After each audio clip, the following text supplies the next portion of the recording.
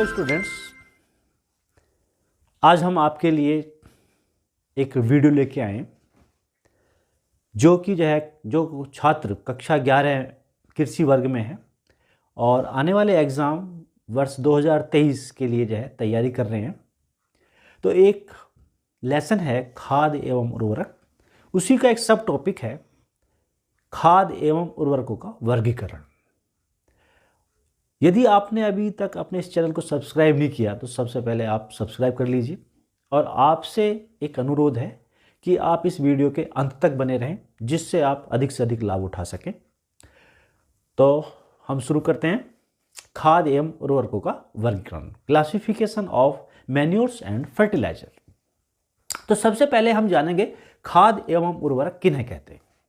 तो खाद एवं उर्वरक वे पदार्थ जिनको मिट्टी में मिलाए जाने पर मिट्टी की उर्वरा शक्ति बढ़ जाती हो, अर्थात मिट्टी में उपस्थित पोषक तत्वों की मात्रा में वृद्धि हो जाती हो, वे सभी पदार्थ खाद एवं उर्वरक कहलाते हैं। जैसे urea, calcium ammonium nitrate, NPK या गोबर की खाद, कंपोस्ट, हरी खाद, मछली की खाद इत्यादि के मिलाए जाने से भूमि में पोषक तत्वों की मात्रा बढ़ जाती है, तो उन्हें खाद एवं उर्वरक कहते हैं।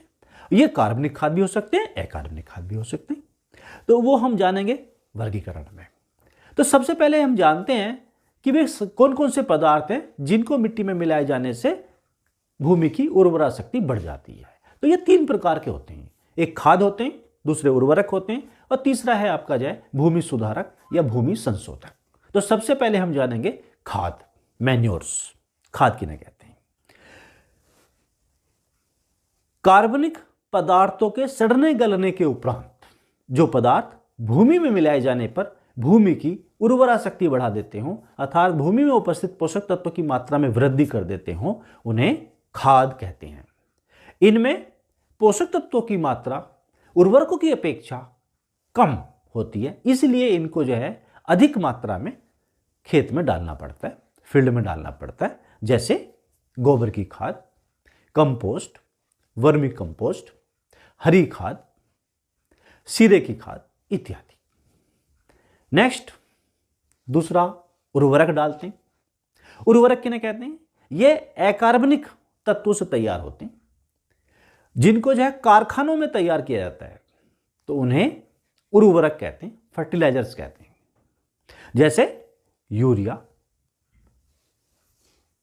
Calcium ammonium nitrate, single superphosphate या डबल सुपरफास्फेट या एमओपी, म्यूरेट ऑफ पोटाश, तो इन सबको उर्वरक कहते हैं। इनमें पोषक तत्वों की मात्रा खादों की अपेक्षा अधिक होती है और इनको कम मात्रा में डाला जाता है। तीसरे हैं हमारे भूमि सुधारक या भूमि संशोधक। जो दोषपूर्ण भूमि है, जैसे अम्लीय मिट्टी, क्षारीय मिट्टी, उनको सुधारने के लिए जिन भूमि सुधारकों का प्रयोग किया जाता है उन्हें भूमि संशोधक या भूमि सुधारक, सोयल अमेंडमेंट्स कहते हैं।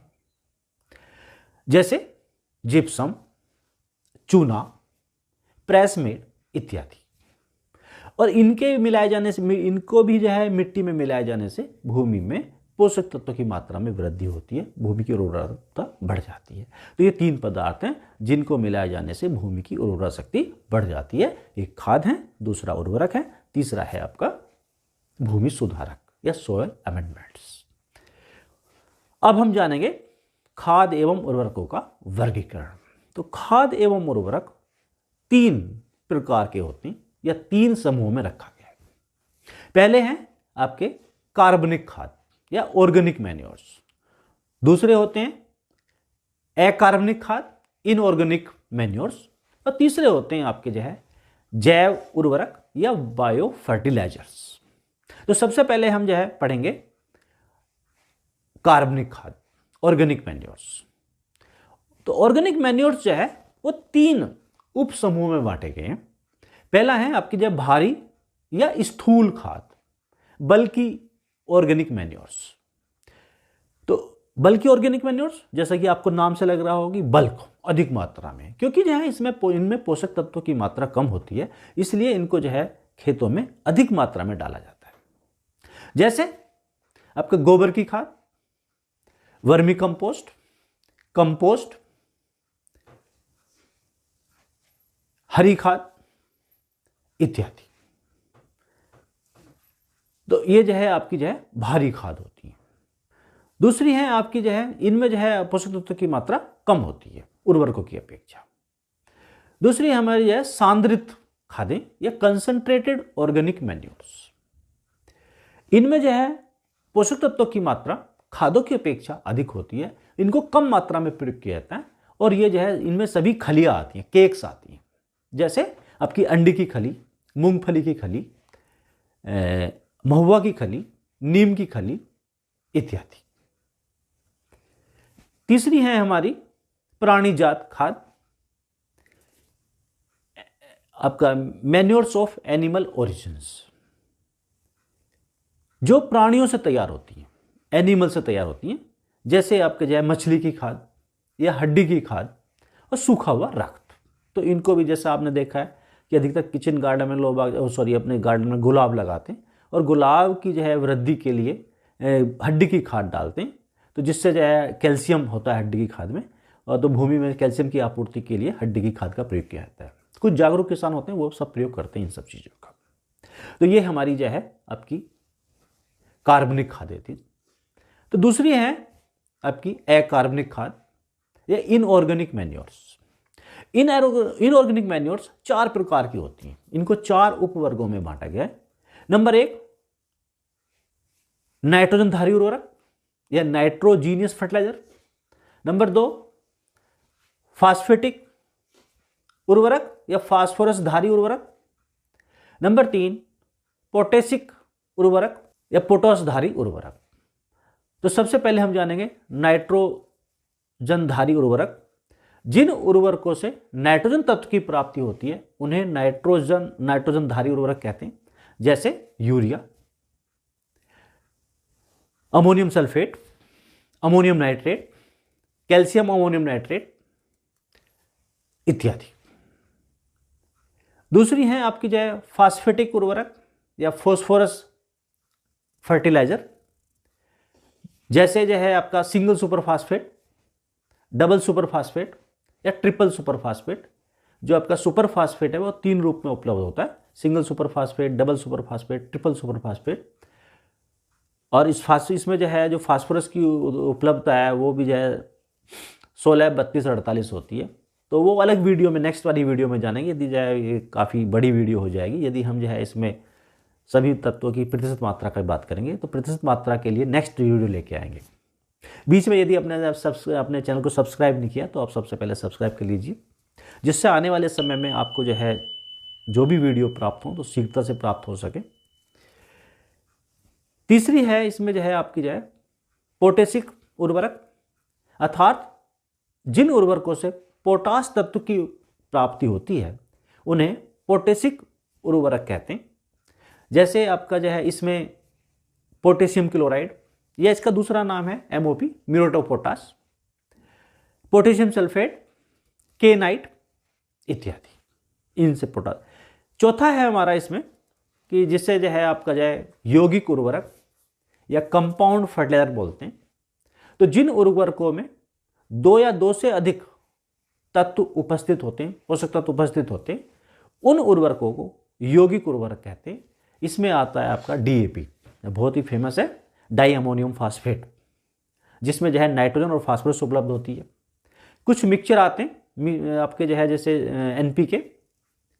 NPK जो है कॉमन है, एक बहुत चलता है सुफला के नाम से, 12, 32, 16। उसके अंदर जो है नाइट्रोजन 12%, फास्फोरस 32% और पोटास 16%, 12, 32, 16। या जो है आपके तीनों समान मात्रा में आते हैं, 15, 15, 15, 17, 17, 17 इत्यादि। तो इस तरह से जो है आपके जो है जो अकार्बनिक उर्वरक हैं वो 4 प्रकार के होते हैं, नाइट्रोजन धारी, फास्फोरस धारी, पोटास धारी और आपके यौगिक उर्वरक, जो कि हमने जो है उदाहरण से पढ़ लिए हैं। तो लास्ट हमारा है तीसरा समूह, जैविक उर्वरक या बायो फर्टिलाइजर, जो कि आज की डिमांड है।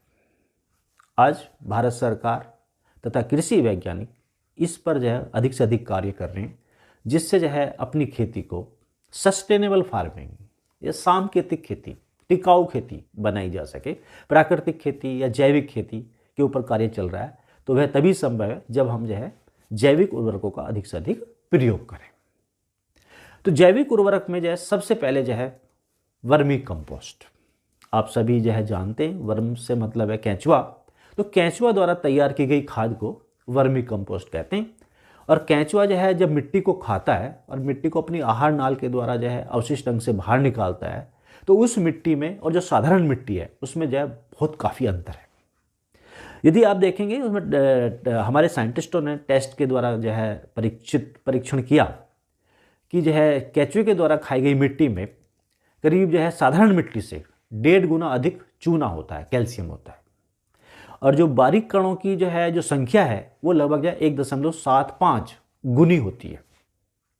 यदि नाइट्रोजन की बात करें तो नाइट्रोजन लगभग साधारण मिट्टी से 5 गुना बढ़ जाती है। और फास्फोरस की बात करें तो फास्फोरस जो है 7.5% अधिक गुनी बढ़ जाती है।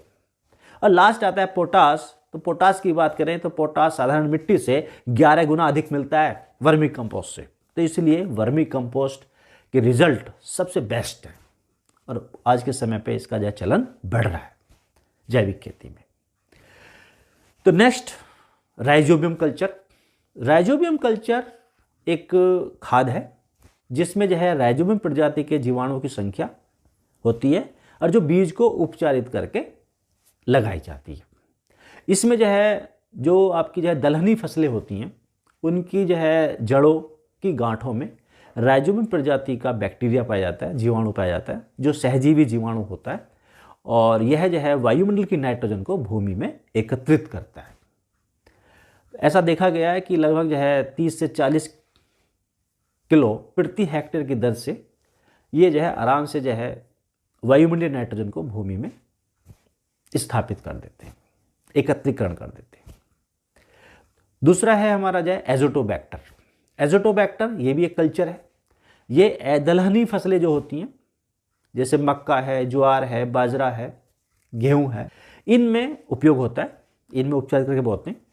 और इनमें जो जीवाणु होता है वो जो है असहजीवी जीवाणु होते हैं। इनको जो है अपना जीवन चलाने के लिए ऑक्सीजन की आवश्यकता पड़ती है और ये भी जो है वायुमंडल की नाइट्रोजन को भूमि में एकत्रित करते हैं। तो चौथा है हमारा जो है नील हरित शैवाल, ब्लू ग्रीन एल्गी। आप सभी भली भांति जानते हैं कि धान में पानी की मात्रा अधिक लगती है और शुरू में स्टार्टिंग में हम लगातार उसमें पानी खड़ा रखते हैं जिससे जो है भूमि की सतह पर एक हरे रंग का पौधा उगाता है जो होता है आपका जो है नील हरित शैवाल। और यह ऐसी वनस्पति है जिसमें जो है जड़, तना, पत्ती नहीं होती। यह एक जो है बहुत छोटे रूप में फ्लैश के रूप में उपस्थित होती है और यह भी जो है वायुमंडल की नाइट्रोजन को एकत्रित करती है। और ऐसा जो है परीक्षण देखा गया है कि यह भी जो है लगभग जो है 25 से 30 किलोग्राम प्रति हेक्टेयर की दर से जो है नाइट्रोजन का स्थिरीकरण कर देती है। तो ये हो गया हमारा जो है नील हरित शैवाल। और इनकी कोशिकाओं में जो है नीले और हरे रंग का जो है पिगमेंट होता है जिससे जो है जीवाश्म पदार्थ जो आपके जैव पदार्थ है उसकी भी मात्रा बढ़ जाती है भूमि में। इसके बाद है हमारा जो है माइकोराइजा। माइकोराइजा भी जो है एक प्रकार का जो है जैविक खाद है और यह जो है जिन मृदाओं में नाइट्रोजन और फास्फोरस की कमी होती है उनमें जो है यह कार्य अच्छा करता है।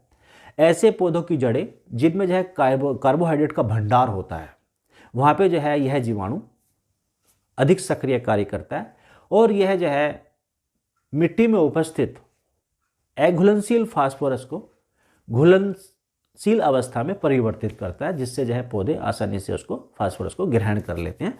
और इसका एक उदाहरण है वैम, VAM वैम, जिसका है वेसिकुलस आर्बस्कुलस माइकोराइजा वैम। एक है आपका जो है PSM, ये भी एक खाद है। PSM जो है आपका जो है फॉस्फोरस सोल्यूबल माइक्रो ऑर्गेनिज्म। तो ये जीवाणु मृदा में उपस्थित फास्फोरस को, अघुलनशील फास्फोरस को घुलनशील अवस्था में परिवर्तित कर देते हैं। तो ये हमारे हो गए जो है आपके जो है जैव उर्वरक। तो इस प्रकार से जो है खाद एवं उर्वरकों को 3 वर्गों में बांटा गया। एक बार दोबारा फिर रिपीट कर लेते हैं। तो पहले हमारे जो थे आपके कार्बनिक खाद, दूसरा था आपका जो है अकार्बनिक खाद, और तीसरे थे आपके जो है जैव उर्वरक। जो कार्बनिक खाद थी उनको जो है 3 उपसमूह में बांटा गया है, जिसमें जो है भारी खाद, सांद्रित खाद और तीसरा जो है प्राणीजात खाद। और जो आपके जो है अकार्बनिक खाद थे उनको जो है 4 उपसमूह में बांटा गया है, नाइट्रोजन धारी, फास्फोरस धारी, पोटास धारी, यौगिक उर्वरक। और जो आपके ये थे कि आपके जो है वो जैव उर्वरक, उनको जो है पुनः फिर जो है 5-6 उपसमूह में बांटा गया, जिसमें जो है vermicompost, rhizobium culture, azotobacter, नील हरित शैवाल, PSM और आपका माइकोराइजा। ओके, तो हो सकता है कि आपने जो है इस वीडियो का बहुत अधिक लाभ लिया होगा। और आपसे जो है यदि आपने अभी तक इसको सब्सक्राइब नहीं किया तो सब्सक्राइब कर लीजिए। और आने वाले समय में आप जो है BSc AG के लिए जो है प्रवेश परीक्षा देंगे, BHU के लिए या ICAR के लिए या जो है UP कैटेट के लिए, उसके लिए भी जो है आपको जो है वीडियो मिलती रहेंगी। तो इसलिए आप अपने चैनल को सब्सक्राइब कर लीजिए।